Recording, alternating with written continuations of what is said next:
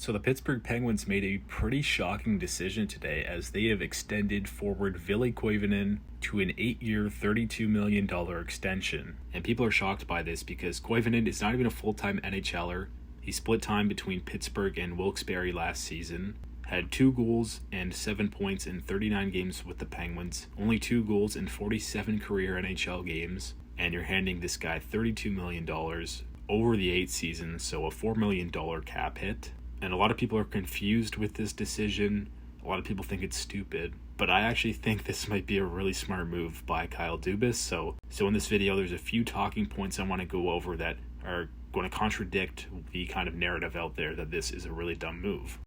So first of all, let's talk about Queven as a player and how this contract breaks down. So Queven is a 23-year-old winger. He was acquired in the Jake Guentzel trade a few years ago from the Carolina Hurricanes. And this guy just produces offense wherever he goes in the Liga. In 2023 to 2024, he put up 22 goals and 56 points in 59 games. In 24-25, he played for the Penguins AHL affiliate Wilkes-Barre, and he had 21 goals, 56 points in 63 games as a rookie in the AHL. He also spent time with the Penguins at the end of the season, and in 8 games, he put up 7 assists for 7 points. I had pretty high expectations for this guy last year. I thought he was going to be an important part of that Penguins team, but unfortunately had a tough year in the NHL last year. Although in the AHL, he was dominant. 34 games, he had 13 goals and 41 points, so well over a point per game. Really good playmaker, got really great hands, and he's not super young at 23 years old, but I think he has potential to become a really good playmaker, playing with guys like Igor Chinnikov and Nick Robertson in the future. So if he does pan out, $4 million would be an absolute steal of a contract.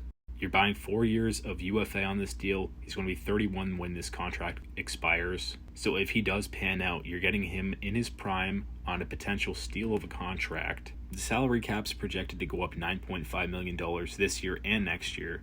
So let's say that trend continues. It keeps going up by $9.5 million for the duration of this deal, which is a very conservative estimate, by the way, as apparently the salary cap should be $125 million today, but the NHL is trying to space it out so teams don't go crazy with their money in one sitting. So $4 million is 3.65% of the cap right now, but due to the salary inflation, that's going to go well below 3% of the cap and even into the low 2%. So in those years 5, 6, 7, 8 of the deal, that's going to be equivalent to between $3.14 million in the 4th year of the deal, and on the low end, $2.44 million in the final year of the deal. And the Pens have so much salary cap coming up anyways, that spending $4 million is really not going to matter that much. They have nearly $11 million in cap space this season, but it's going to get crazy next offseason when they have over $60 million. And in 2029, they're projected to have over $99 million in cap space due to guys like Erik Karlsson, Samuel Girard, Sidney Crosby, Evgeny Malkin, Chris Letang, Brian Rust, and Rickard Rakell coming off the books within the next 2 seasons. And let's say that Queven doesn't live up to his potential. He struggles to be even an NHLer, and he's a fringe NHL player. Then the Penguins will have an opportunity to buy him out. And if they do it before he's 26 years old, so 2-3 seasons from now, then the buyout will be 33% instead of 67%, which it would be if he's older than 26. Then it's a really cost-friendly buyout.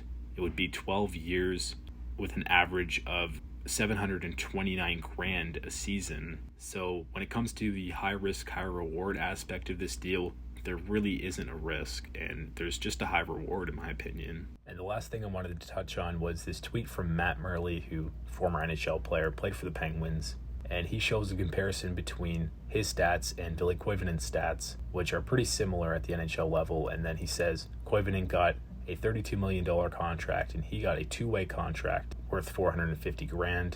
And I don't know if he meant it to kind of go at a guy like Queven and be like, oh, I had to earn my way to the NHL and my contracts, but it kind of felt like that, like a old man yelling at the clouds meme. But a lot of people had a similar reaction. They don't think that Koivunen has earned this deal, and I mean, he definitely hasn't yet, but the new NHL is paying for projection, and The smart GMs are making decisions like these. Look at Eric Tulsky in Carolina with the Stankoven and Blake extensions. Now, Koivunen, I'm not saying it's the same thing, obviously, because he only has 2 NHL goals, but it's the same concept. But if Kyle Dubas sees Koivunen as a long-term piece to this team, and he thinks he can get him at a number that's very reasonable and has the potential to be a steal long-term, then I am 100% on his side. You sign that contract. I might do a case study on the channel when it comes to signing for projection versus bridge deals, having players earn their contracts, because I think a lot of the time when players sign bridge deals, it just kind of screws the team in the long term because you're going to have to pay them more money than if you just paid for the projection originally. And sure, it's more risky to pay for projection, but the reward is higher. And in this case, I think that this long-term gamble from Dubas will pay off, but that's just my opinion. So let me know down below, what do you think of this Koivunen deal? Do you think it'll work out for the Penguins and Koivunen alike? And what do you think of this whole new NHL and giving guys who have 2 career goals $32 million? Thank you for watching, and I'll see you in the next video.